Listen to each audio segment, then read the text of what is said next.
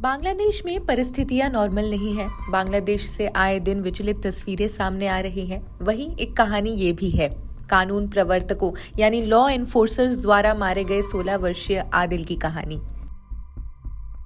16 वर्षीय मोहम्मद आदिल, जो 10वीं कक्षा का एक छात्र ही था, 19 जुलाई को नारायणगंज के भुईघर क्षेत्र में अपने परिवार के साथ दोपहर को खाना खा रहा था, जब एक दोस्त ने उसके दरवाजे पर दस्तक दी और बताया कि पास में छात्र प्रदर्शनकारी पर पुलिस गोलीबारी कर रही है।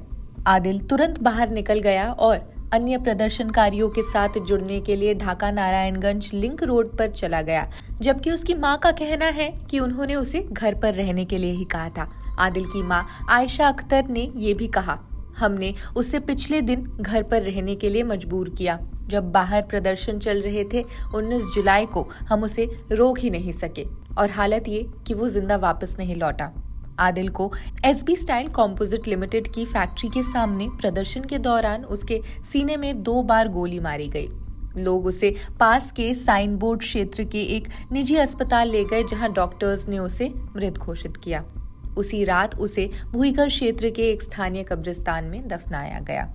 आयशा ने कहा, मेरे आदिल का सपना था कि वो सेना में एक अधिकारी बने और देश की सेवा करे। वो अपने मामा से प्रेरित था, जो एक सेना के जवान हैं। ये किस्मत का खेल है कि उसे कानून प्रवर्तकों द्वारा ही गोली मारी गई। आदिल ढाका के जात्राबाड़ी क्षेत्र के तमीरुल मिल्लत महिला कामिल मदरसा का एक छात्र था। वो अगले साल होने वाली एसएससी परीक्षाओं के लिए प्री टेस्ट में शामिल होने के बाद 17 जुलाई को मदरसे के हॉस्टल से घर लौट रहा था।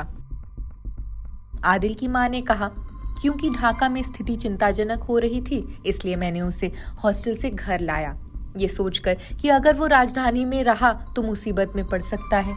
फिर भी मैं अपने बेटे को नहीं बचा सकी। आयशा ने यह भी कहा कि आदिल एक होशियार लड़का था, उसका विशेष इंटरेस्ट गणित में था। उन्होंने आदिल के मैथमेटिक्स ओलंपियाड में भाग लेने के कई दस्तावेज भी दिखाते हुए ये बात कही। आदिल अपने 3 भाई बहनों में सबसे छोटा था।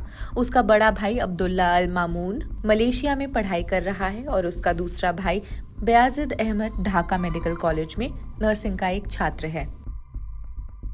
खैर, इससे जुड़े सभी अपडेट्स हम आप तक पहुंचाते रहेंगे। तब तक आप देखते रहिए जनसत्ता। शुक्रिया।